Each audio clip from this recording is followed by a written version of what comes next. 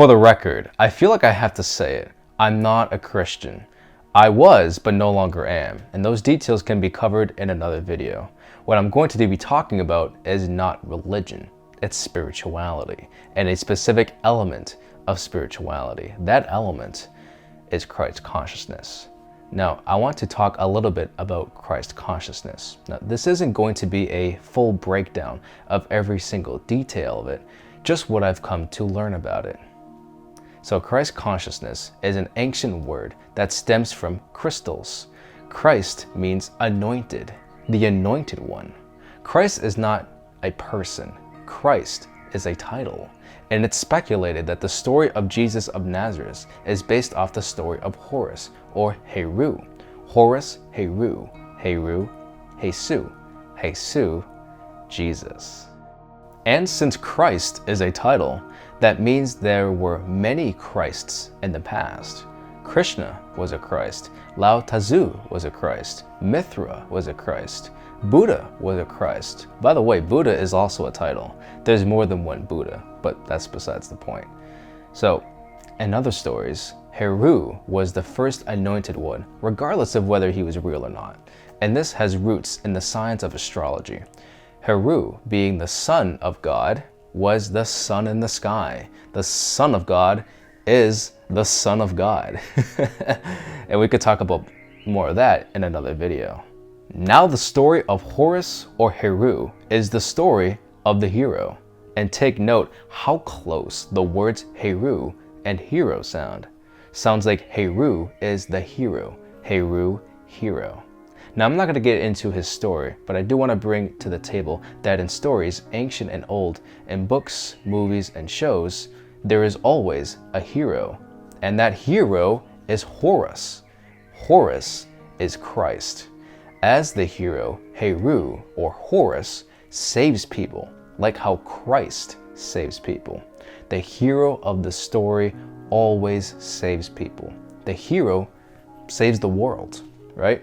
And since there are many heroes, there are many Christs, because remember, Christ isn't just one person. Christ is a title, and a title can be held by more than one person. Christ is a title that you obtain and work towards in tiny little increments, gradually, bit by bit, and on varying degrees over time. So essentially, people around the world have varying levels of Christ consciousness. Now the focus of Christ consciousness is to help and save others. This is why when people begin their spiritual journey and they have, crazy, profound experiences that they want to share with people, they want to tell everybody, because it can be so mind-blowing, right? They have experienced empowerment, right? They are better now than they were before. They gain a passion for letting others know that this is amazing. It's a really cool thing. This information, this experience, that there is something to it. There is something to spirituality. And, I want to share that with the world. They want to save people. That's not a coincidence. I don't think it is at least. But there seems to be a bit of a catch with Christ consciousness. Something needs to happen first. You have to save yourself before you can save others. Now I want to reference his story, Jesus of Nazareth, right? In his own story, Jesus said himself that his own people did not receive him, and off the top of my head, the quote went something like this: "The people do not receive their prophets." Again, I'm paraphrasing, but and you can see that this is a trending thing that happens to those that become active with the so-called Christ consciousness. People become super passionate with their spiritual journey, what they've learned, what material that they've read and researched, and what they've applied.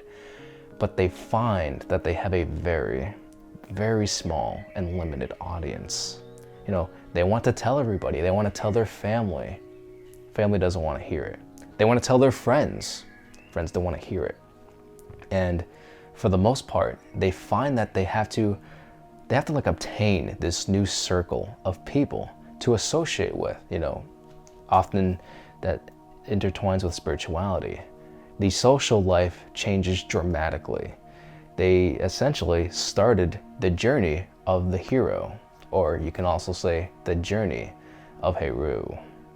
Another interesting concept that I've come to regarding Christ consciousness is that the goal is really to save yourself. According to a school of thought, you must save yourself and to not be concerned with others, because one day, eventually at some point, everybody will one day attain Christ consciousness. Even if it takes many hundreds, thousands, tens of thousands of years of lifetimes, it will happen eventually. And that feeds into the idea of reincarnation. But again, that is for a different video for another time.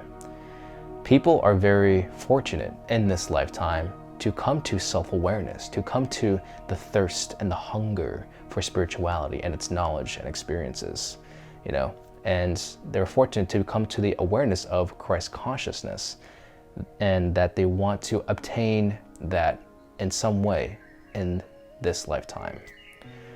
Once the self has been saved, then the narrow focus of saving oneself widens to help and save others. But of course, you have to keep the priority on yourself. And I'll get into detail as to why that is in just a moment. Attaining Christ consciousness is a gradual process.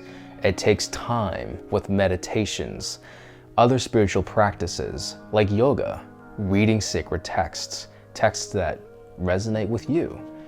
There's also energy work, solar gazing, and just general moments when you're just following your intuition inside. And of course, there's many others, but I want to keep this relatively compact. So anyways, if you're on a spiritual path and you want to help others, you want to share this information, well, there's a reason for that. It's very likely that, Christ consciousness is developing within you, right? But you have to keep up the work, I think that some people, what they do is they work themselves up to a point and then they kind of stop and get comfortable. I find that you have to continue your spiritual practices. You have to keep reading more texts. And essentially, you have to keep doing more to become more.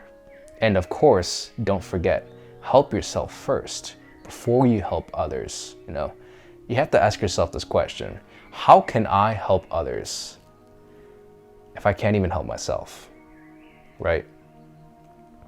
Think about it. If you try to help, let's use the example of a drug addict. A little extreme, but you get the picture. If you try to help a close one recover from drug abuse while you're an addict yourself, do you think that's going to work out? Probably not.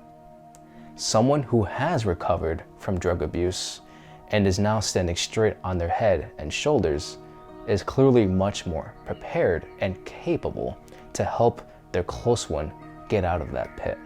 If you feel that you are in or entering Christ consciousness on some sort of degree, remember to continue to help yourself so that you are empowered to help others. If you like this video, then I would kindly like to ask that you please click that like button. And if you learned something new, please leave a comment down below.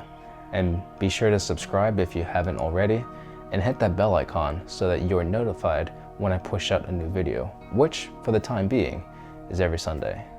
Thank you very much for watching, and in my native tongue, I say, Ha Hom.